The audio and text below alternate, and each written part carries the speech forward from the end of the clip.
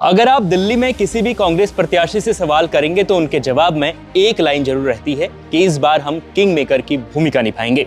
मतलब बिना कांग्रेस के आम आदमी पार्टी या फिर बीजेपी सरकार नहीं बना पाएगी।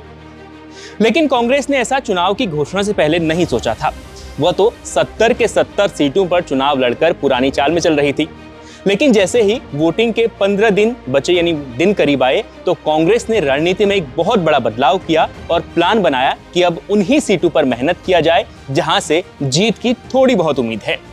जिसके बाद कांग्रेस 11 से 12 सीटों पर जान लगा रही है और इन्हीं सीटों पर मुकाबला अब त्रिकोणीय हो चुका है। दिल्ली में आज चुनाव प्रचार थम गया है और इन 11 से 12 सीटों पर आखिरी समय में क्या हुआ है, समीकरण किसके बिगड़े हैं और किसके बन रहे हैं, इस वीडियो में हम आपको यही बताने जा रहे हैं। नमस्कार, इंडिया.com देख रहे हैं आप और मैं आपके साथ हूं नरेश कोश्यारी। कांग्रेस ने आखिरी के 15 दिनों में जिन 12 सीटों पर कड़ी मेहनत की, वहां के मुस्लिम वोटर एक असमंजस में हैं। वोट केजरीवाल को करें या फिर कांग्रेस को। उनके दिमाग में दो बातें हैं। पहली ये कि केजरीवाल बीजेपी को दिल्ली में हरा सकती है, इसलिए उन्हें वोट देने का फायदा है। वहीं दूसरी तरफ उनके मन में यह भी सवाल है कि कांग्रेस को अगर मजबूत किया जाए, उसे जिस बार जिताया जाए तो आने वाले दिनों में कांग्रेस बीजेपी का मुकाबला कर सकती है, दिल्ली में भी और देश भर में भी। यानी उनके दिमाग में दो बातें चल रही हैं। ओखला सीलमपुर सीट पर सबसे ज्यादा यही मुस्लिम वोटरों के दिमाग में चल रहा है। केजरीवाल के खिलाफ मुस्लिम वोटरों का गुस्सा इसलिए भी है क्योंकि 2020 दंगों के दौरान आम आदमी पार्टी ने उनका साथ नहीं दिया, इसलिए वह छिटक कर या तो AIMIM को वोट दे रहे हैं या फिर कांग्रेस को वोट दे रहे हैं। लेकिन राहुल गांधी की रणनीति सिर्फ मुस्लिम वोट पर केंद्रित नहीं नजर आ रही है। राहुल गांधी और कांग्रेस का प्लान दलित, वंचित और अल्पसंख्यकों को एक साथ लाना है ताकि आम आदमी पार्टी के साथ बीजेपी को भी हराया जा सके।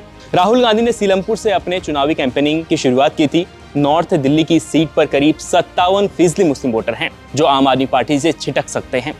अगर यहाँ कांग्रेस को 30% मुस्लिम वोट मिलता है और 5% कांग्रेस का अपना पुराना जो पुश्तैनी वोट बैंक है वो उसमें जुड़ता है तो यहाँ मुकाबला त्रिकोणीय हो जाता है और 35 और 36% वोट शेयर के साथ कांग्रेस ये सीट निकाल सकती है। यही शायद गुणागणित कांग्रेस भी लगा रही है।